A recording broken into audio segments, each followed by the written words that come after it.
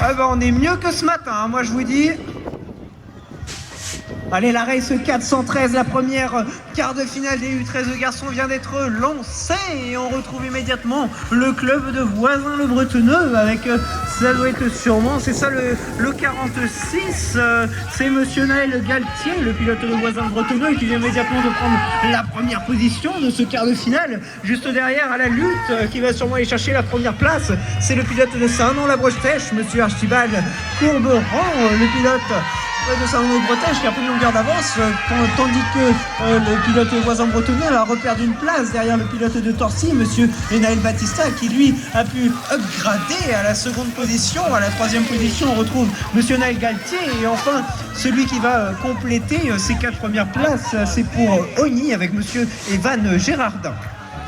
La race numéro 414, le deuxième quart de finale du 13 garçons vient d'être lancé et sur les intérieurs, on retrouve le numéro 74 de Malo Touchefeu de Massy qui se bat contre le club de Saint-Nom-la-Bretèche, contre Paul Simon, et à l'intérieur, c'est lui qui va sortir en pole position, en shot. À la sortie de ce premier virage, on enchaîne sur cette deuxième ligne droite et toujours Massy, Malo Touchefeu devant. Ensuite, on retrouve à la deuxième position, je pense que c'est Paul Simon du club de Saint-Nom-la-Bretèche. À la troisième position, toujours Saint-Nom-les-Bretèches, encore et toujours avec monsieur Lucas Ducamp qui va venir chercher cette troisième place, et la quatrième position qui elle va être détenue par le pilote de Boutigny, monsieur Timéo Garnier.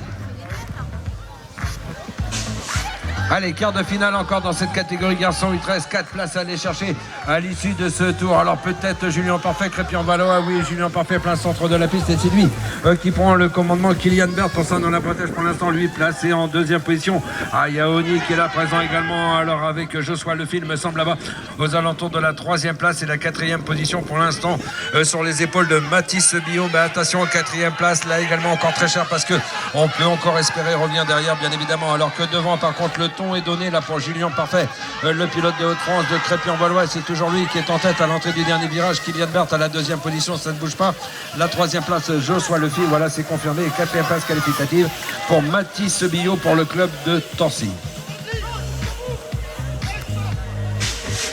Le dernier quart de finale dans cette catégorie des garçons U13 qui vient d'être lancé maintenant. Alors attention, au plein centre de la piste, ça peut aller très vite avec Théo Pagnini, peut-être, sûrement même.